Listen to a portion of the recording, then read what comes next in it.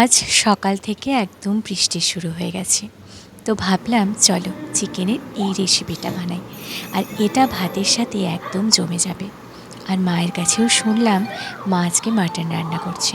আজকে ফ্রিজে সেরকম মাছও ছিল না, মাত্র 2 পিস মাছ ছিল।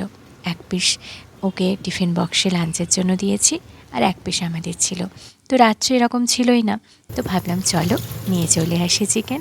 চলে গেলাম দোকানে, এসে ভালো করে চিকেনটা ধুয়ে নিলাম।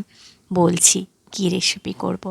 আগে ভালো করে নুন আর হলুদ মাখিয়ে ম্যারিনেট তো হতে দিই চিকেনটা, তারপর তোমাদের অবশ্যই বলবো আজকে চিকেনের কোন রেসিপিটা রান্না করব। আর যে রেসিপিটা করব তার জন্য মেন যে উপকরণ চাই সেটা হলো এটা।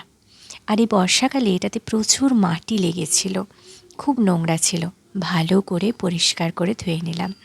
মিক্সিং বলে দিয়ে 2টো কাঁচা লঙ্কা আর অল্প একটু কাগজি লেবুর রস দিয়ে খুব ভালো মতো পেস্ট করে নেব। অল্প জলও দিতে হবে, যাতে খুব সুন্দর করে একটা পেস্ট তৈরি হয়ে যায়। দেখো কত সুন্দর কালারটা লাগছে।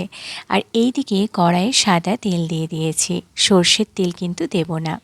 সাদা তেল গরম হয়ে গেছে, সেখানে এলাচ আর লবঙ্গ ফোড়ন দিয়েছি, দারুচিনি কিন্তু দেব না। তারপরে পেঁয়াজগুলো দিয়ে দিয়েছি, পেঁয়াজগুলো ভালো করে কুচি করতে হবে আর সুন্দর করে ভেজেও নিতে হবে।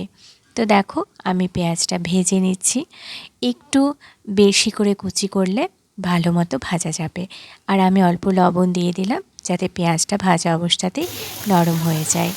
এবার আমি ম্যারিনেট করে রাখা মাংসটা দিয়ে দেব। দেখো আমি কিন্তু দিয়ে দিয়েছি। এর মধ্যে আমি ধনে গুঁড়ো দেব, আর এটাতে অল্প একটু জিরে গুঁড়ো মেশানো আছে। যেহেতু আমি ধনিয়া চিকেন বানাবো, সেহেতু আমি ধনের পরিমাণটা বেশি দিয়েছি। তো আমি ধনে আর জিরেটা পেস্ট করে রাখি, ধনের পরিমাণটা এরকমই আমার বেশি থাকে, তো সেটাই দিয়ে দিয়েছি।